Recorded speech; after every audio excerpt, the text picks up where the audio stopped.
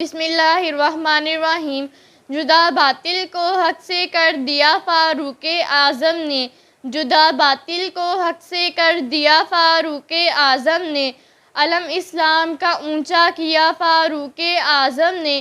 آج یکم محرم الحرام یعنی اسلامی سال کی پہلی تاریخ ہے، سال کی پہلی شہادت کا دن ہے۔ آج صحابی عشرہ مبشرہ، فاتح بیت المقدس، مراد قلب رسول، داماد علی المرتضیٰ، انتخاب رب العالمین، وزیر پیغمبر، فاتح کسر و کسرا، خلیفہ دوم فاروق اعظم، حضرت سیدنا امیر المؤمنین عمر فاروق کا یوم شہادت ہے۔ آپ قریش کے ان 17 آدمیوں میں شامل تھے جو پڑھنا لکھنا جانتے تھے۔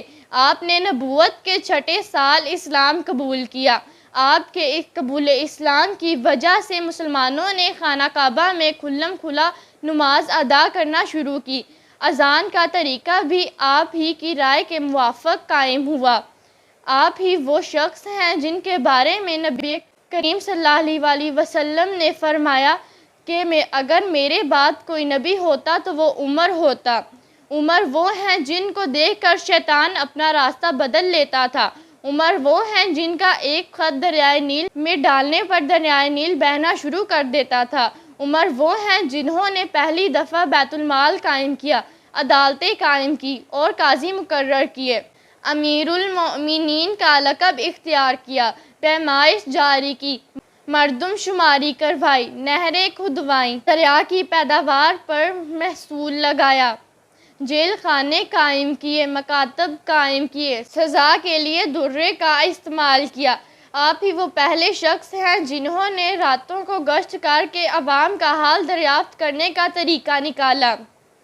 آپ ہی وہ پہلے شخص ہیں جنہوں نے جا بجا فوجی چھاؤنیاں قائم کی، فوجی دفتر ترتیب دیا، پرچہ نویس مقرر کیے، شہروں میں مہمان خانے تعمیر کروائے۔ آپ ہی وہ پہلے شخص ہیں جنہوں نے شراب کی حد کے لیے 80 کوڑے مقرر کیے، تاریخ اور سن ہجری رائج کیا، گھوڑوں پر زکوٰۃ وصول کی، نماز تراویح جماعت سے ادا کروائی، نماز جنازہ میں 4 تکبیروں پر لوگوں کا اجماع کیا، مساجد میں راتوں کو روشنی کا انتظام کروایا، اماموں اور مؤذنوں کی تنخواہ مقرر کی، مقام ابراہیم کا تعین کیا، مسجد نبوی میں توسیع کروائی، غزلیہ اشعار میں عورتوں کے نام لینے سے منع فرمایا۔ حضرت سیدنا عمر فاروق کا دور حکومت سن 13 ہجری سے 23 ہجری یعنی 10 سال ہے۔ آپ 22 لاکھ مربع میل کے حکمران تھے، لیکن سادگی کا یہ عالم کہ جب بیت المقدس فتح کیا تو قمیص کو 17 پیوند لگے ہوئے تھے، زمین پر ہی سو جاتے، مہینوں گیہوں کا آٹا گھر میں نہ پکتا تھا، اونٹ کے بدن پر اپنے ہاتھوں سے تیل ملتے تھے، حشم و خدم کے نام سے نہ آشنا، کندھے پر مشک رکھ کر غریب عورتوں کے ہاں پانی بھرتے، جہاں جاتے تنے تنہا۔ دہشت کا یہ عالم کہ عرب و عجم بھی آپ کے نام سے کانپتے تھے۔ آپ کے سامنے کسی ظالم کو پر مارنے کی جرأت نہ تھی۔ سفر شام پر روانہ ہوئے تو ایک اونٹ کے سوا کچھ نہ تھا، لیکن چاروں طرف غل پڑا ہوا تھا کہ مرکز عالم جنبش میں آ گیا ہے، جس طرف رخ کرتے زمین دہل جاتی۔ کیا تمام دنیا کی تاریخ میں کوئی ایسا ایک حکمران دکھا سکتے ہو؟